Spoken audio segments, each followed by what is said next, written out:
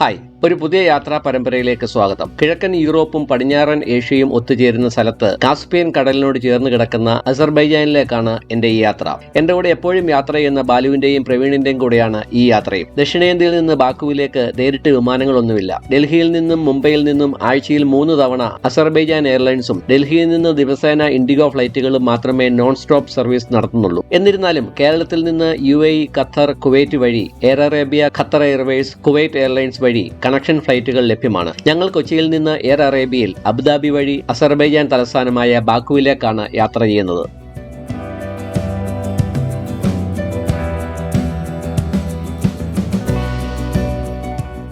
കൊച്ചിയിൽ നിന്ന് 7 മണിക്കൂർ വിമാനയാത്രയുണ്ട് ബാക്കുവിലേക്ക്. അതായത് അബുദാബിയിലേക്ക് 4 മണിക്കൂറും അവിടെ നിന്ന് ബാക്കുവിലേക്ക് 3 മണിക്കൂറും. അബുദാബിയിൽ 2 മണിക്കൂർ ലേ ഓവർ ഉണ്ട്. UAEയിലെ ജീവിതത്തിനിടയിൽ അബുദാബി എയർപോർട്ടിലൂടെ പലതവണ ഞാൻ യാത്ര ചെയ്തിട്ടുണ്ട്. പക്ഷേ ഇന്ന് അബുദാബി വിമാനത്താവളം അത്ഭുതകരമായ വളർച്ച കൈവരിച്ചിരിക്കുന്നു. കഴിഞ്ഞ 3 വർഷത്തിനിടയിൽ വലിയൊരു വിമാനത്താവളമായി മാറിയിരിക്കുന്നു അബുദാബിയിലെ Zayed international airport.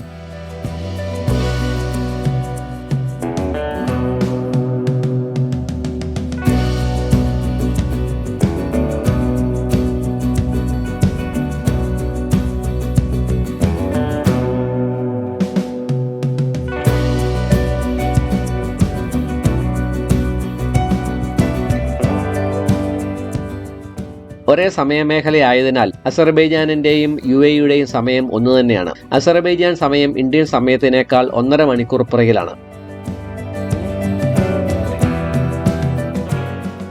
Iran, Turkmenistan എന്നീ രാജ്യങ്ങൾ കടന്ന് കാസ്പിയൻ കടലിന്റെ മുകളിലൂടെയാണ് വിമാനത്തിന്റെ യാത്ര. ഇറാൻ കടക്കുന്നതോടെ നീലനിറമുള്ള കാസ്പിയൻ കടൽ കണ്ടു തുടങ്ങും. യൂറോപ്പിനും ഏഷ്യയ്ക്കും ഇടയിൽ സ്ഥിതി ചെയ്യുന്ന ലോകത്തിലെ ഏറ്റവും വലിയ ഉൾനാടൻ ജലാശയമാണ് കാസ്പിയൻ കടൽ. കടൽ എന്ന് വിളിക്കുന്നുണ്ടെങ്കിലും വേറൊരു സമുദ്രമായും ബന്ധിക്കപ്പെട്ടില്ലാത്തതിനാൽ ഇത് യഥാർത്ഥത്തിൽ ഒരു തടാകമാണ്. എന്നാൽ ഇതിലെ ജലം ഉപ്പുരസമുള്ളതാണ്. Russia, Kazakhstan, Turkmenistan, Iran, Azerbaijan എന്ന രാജ്യങ്ങൾ അതിർത്തിയായിട്ടുള്ള ഈ തടാകത്തിന് ഏകദേശം 3,71,000 ചതുരശ്ര കിലോമീറ്റർ വിസ്തീർണമുണ്ട്. 200 മീറ്റർ മുതൽ 1000 മീറ്റർ വരെയാണ് ഇതിന്റെ ആഴം. എണ്ണ നിക്ഷേപത്താൽ സമ്പന്നമായ കാസ്പിയൻ തീരപ്രദേശമാണ് ഇതിന് ചുറ്റുമുള്ള രാജ്യങ്ങളെ എണ്ണ ഉൽപാദനത്തിൽ സമ്പന്നരാക്കുന്നത്. അതോടൊപ്പം അന്തർദേശീയമായി അംഗീകരിക്കപ്പെട്ട വ്യക്തമായ അതിരുകളില്ലാത്തതിനാൽ കാസ്പിയൻ കടൽ ഈ രാജ്യങ്ങൾ തമ്മിലുള്ള തർക്കങ്ങൾക്കും കാരണമാണ്.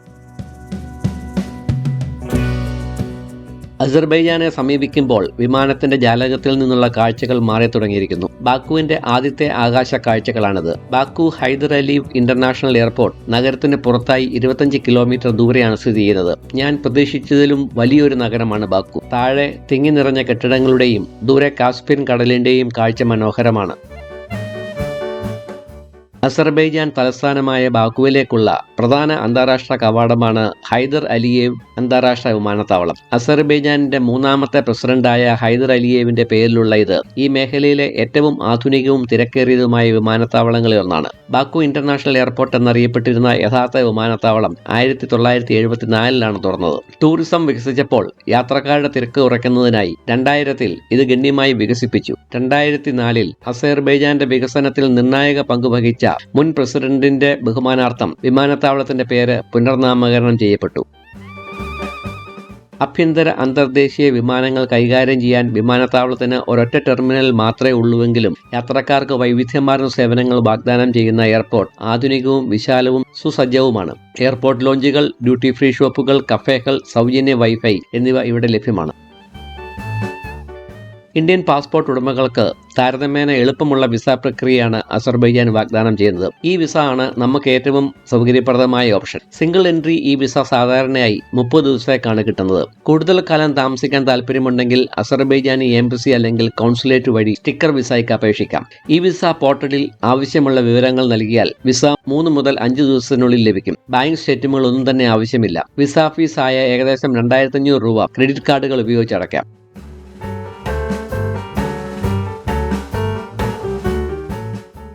ഇവിടെ ഇപ്പോൾ സമയം ഉച്ചയ്ക്ക് 1 മണിയാണ്. ഞങ്ങളുടെ ഹോട്ടൽ എയർപോർട്ടിൽ നിന്ന് ഏകദേശം 20 കിലോമീറ്റർ അകലെയാണ്. ഏകദേശം 30 മിനിറ്റ് എടുക്കും ഹോട്ടലിലെത്താൻ. പോകുന്ന വഴിക്ക് കുറച്ച് പണം എക്സ്ചേഞ്ച് ചെയ്യുകയും ഒരു സിം കാർഡ് എടുക്കുകയും വേണം. നമുക്ക് ആവശ്യമുള്ള പണം ഡോളറായി കൊണ്ടുവരുന്നതാണ് നല്ലത്. അസർബൈജാൻ കറൻസി മനാറ്റ് ആണ്. ഇത് ഏകദേശം 50 രൂപയ്ക്ക് തുല്യമാണ്. 2006 മനാറ്റ് അവതരിപ്പിക്കുന്നതിന് മുമ്പ് റൂബിൾ ആയിരുന്നു രാജ്യത്തിന്റെ കറൻസി.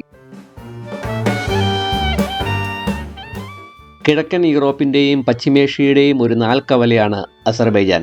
പടിഞ്ഞാറ് കരിങ്കടലിനും കിഴക്ക് കാസ്പിയൻ കടലിനും ഇടയിൽ വ്യാപിച്ചു കിടക്കുന്ന കോക്കസസ് എന്ന് വിളിക്കുന്ന മേഖലയിലാണ് ഇത് സ്ഥിതി ചെയ്യുന്നത്. റഷ്യ, ജോർജിയ, അർമേനിയ, ഇറാൻ എന്നിവയാണ് അസർബൈജാന്റെ അതിർത്തികൾ. ഇതിന് കിഴക്ക് കാസ്പിയൻ കടലിനോട് ചേർന്ന ഒരു തീരപ്രദേശവുമുണ്ട്. കാസ്പിയൻ കടൽ തീരത്ത് സ്ഥിതി ചെയ്യുന്ന ബാക്കു ആണ് അസർബൈജാന്റെ തലസ്ഥാനം. സമ്പന്നമായ സാംസ്കാരിക പൈതൃകം, പ്രകൃതി ദൃശ്യങ്ങൾ, യൂറോപ്പിനും ഏഷ്യയ്ക്കും ഇടയിലുള്ള തന്ത്രപ്രധാനമായ സ്ഥാനം എന്നിവയ്ക്ക് ഈ രാജ്യം പേരുകേട്ടതാണ്.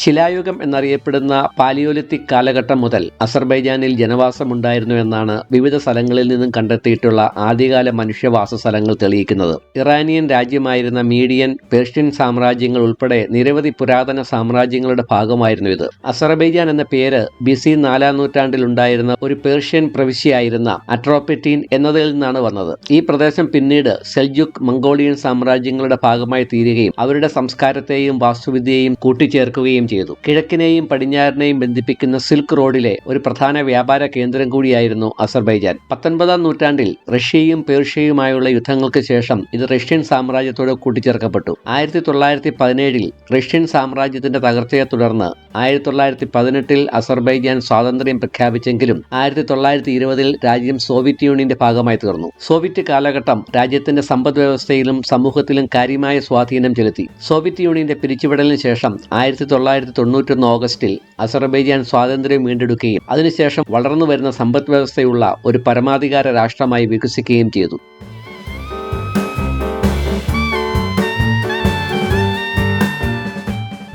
ഞങ്ങൾ നഗരമധ്യത്തിൽ നിന്നും അടുത്തായി സ്ഥിതി ചെയ്യുന്ന അറ്റസ് ഹോട്ടലിലാണ് വരുന്ന 6 ദിവസങ്ങളിലും താമസിക്കുന്നത്. കുറച്ച് പഴയ പ്രോപ്പർട്ടി ആണെങ്കിലും എല്ലാ സൗകര്യങ്ങളും ഉള്ള ഒരു ഹോട്ടലാണിത്. ചെക്ക് ഇൻ ചെയ്തതിനു ശേഷം കുറച്ചു സമയം വിശ്രമിക്കാമെന്ന് തീരുമാനിച്ചു. വൈകിട്ട് ബാക്കു നഗരത്തിലൂടെ ഒരു നൈറ്റ് ടൂർ പ്ലാൻ ചെയ്തിട്ടുണ്ട്. 5 മണിയാകുമ്പോൾ ഡ്രൈവർ വരാമെന്നാണ് പറഞ്ഞിരിക്കുന്നത്.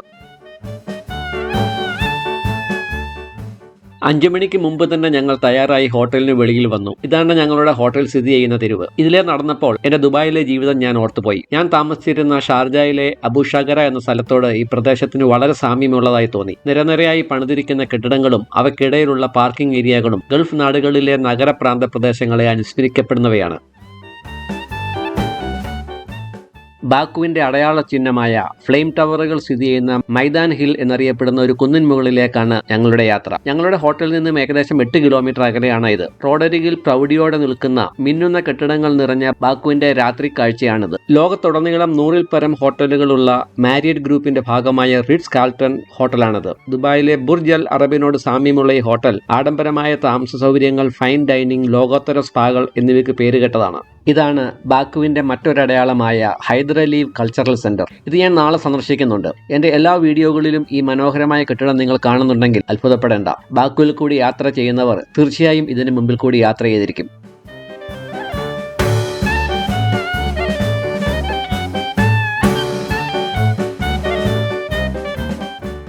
മുമ്പോട്ട് പോകുമ്പോൾ പഴയ മധ്യകാല ഘടനകൾ മുതൽ അത്യാധുനിക അമ്പരചുംബികൾ വരെ നഗരത്തിന്റെ വാസ്തുവിദ്യ അതിന്റെ സമ്പന്നവും വൈവിധ്യപൂർണവുമായ ചരിത്രത്തെ എങ്ങനെ പ്രതിഫലിപ്പിക്കുന്നുവെന്ന് കാണാൻ കഴിയും. തെരുവുകളൊക്കെ 20-ാം നൂറ്റാണ്ടിന്റെ ആദ്യകാല കെട്ടിടങ്ങൾ, സോവിയറ്റ് കാലഘട്ടത്തിലെ വാസ്തുവിദ്യ, സമകാലിക മാസ്റ്റർ പീസുകൾ എന്നിവയാൽ നിറഞ്ഞിരിക്കുന്നു. അസർബൈജാനി വാസ്തുവിദ്യയുടെ അതിശയകരമായ ഈ ഉദാഹരണങ്ങൾ നഗരത്തിന്റെ സമ്പന്നമായ ഇസ്ലാമിക്, പേർഷ്യൻ, റഷ്യൻ സ്വാധീനങ്ങളാണ് നമ്മുടെ മുമ്പിൽ അവതരിപ്പിക്കുന്നത്. നഗരത്തിന്റെ പല ഭാഗത്തു നിന്നും ഫ്ലെയിം ടവേഴ്സ് കാണാൻ സാധിക്കും.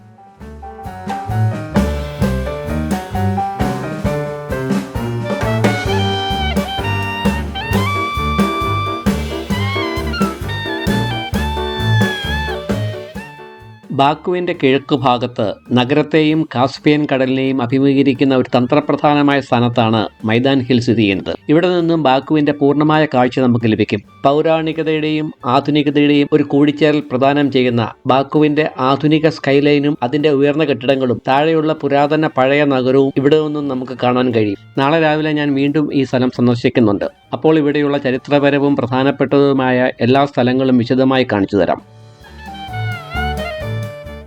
മൈതാൻ ഹില്ലിലെ ഏറ്റവും പ്രധാനപ്പെട്ട ലാൻഡ്മാർക്കാണ് ഉയർന്നു നിൽക്കുന്ന ഫ്ലെയിം ടവറുകൾ. സന്ധ്യ മയങ്ങുമ്പോൾ കെട്ടിടങ്ങൾ ജ്വലിക്കുന്ന ചുവപ്പ്, ഓറഞ്ച്, മഞ്ഞ നിറങ്ങളിൽ പ്രകാശിച്ചു തുടങ്ങുന്നു. അസർബൈജാന്റെ ചരിത്രത്തിന്റെയും സംസ്കാരത്തിന്റെയും ഒരു പ്രധാന ഭാഗമായ അഗ്നിയെ പ്രതീകപ്പെടുത്തുന്ന ഈ ടവറുകൾ രാജ്യത്തിന്റെ പതാക ഉൾപ്പെടെയുള്ള പല ലൈറ്റിംഗ് പാറ്റേണുകളാൽ ശ്രദ്ധേയമായ ഒരു ദൃശ്യപ്രഭാവം സൃഷ്ടിക്കുന്നു. വളരെ ശ്രദ്ധേയമായ ഫ്ലെയിം ടവറിന്റെ ലൈറ്റിംഗ് സംവിധാനം ലോകമെമ്പാടുമുള്ള ശ്രദ്ധ ആകർഷിക്കുകയും ബാക്കുവിനെ ആധുനിക വാസ്തുവിദ്യാ വിസ്മയങ്ങളുടെ മാപ്പിൽ ഉൾപ്പെടുത്താൻ സഹായിക്കുകയും ചെയ്തിട്ടുണ്ട്.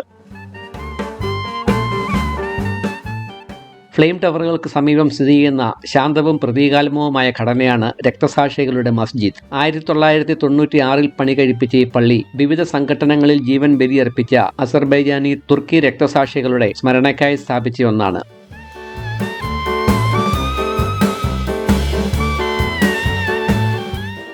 അസർബൈജാനിലെ ഇതിഹാസ സൈനിക കമാൻഡറും രണ്ടാം ലോകമഹായുദ്ധ സമയത്ത് അസാധാരണമായ ധീരതയ്ക്ക് സോവിയറ്റ് യൂണിയന്റെ 2 തവണ ഹീറോയുമായിരുന്ന ഹാസി അസ്ലനോവിന്റെ സ്മാരകമാണിത്. പ്രധാന യുദ്ധങ്ങളിൽ അദ്ദേഹം നൽകിയ സംഭാവനകൾ ആലേഖനം ചെയ്ത ഈ ശില്പം രാജ്യസ്നേഹത്തിന്റെയും യുദ്ധസമയത്തെ ത്യാഗങ്ങളുടെയും പ്രതീകമായി നിലകൊള്ളുന്നു.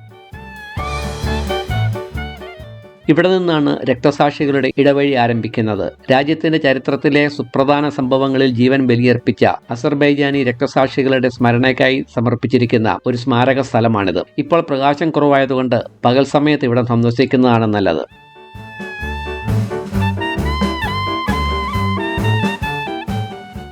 ഞങ്ങൾ ഹോട്ടലിലേക്ക് മടങ്ങുകയാണ്. രാത്രി വൈകുന്തോറും ബാക്കുവിന്റെ ഭംഗി കൂടുന്നതായി തോന്നുന്നു. സഹസ്രാബ്ദങ്ങളുടെ ചരിത്രം പേറുന്ന ഒരു നഗരമാണ് ബാക്കു. സംസ്കാരങ്ങൾ ഉറവിടത്തെ ഒരു ജനതയുടെ കഥകൾ തേടിയുള്ള യാത്രയാണ് നാളത്തേത്. പഴമയും പുതുമയും ഒരുപോലെ അനുഭവിക്കാൻ കഴിയുന്ന ഒരു നാടിന്റെ കാഴ്ചകൾ അടുത്ത തിങ്കളാഴ്ചയിലെ എപ്പിസോഡിൽ കാണാം.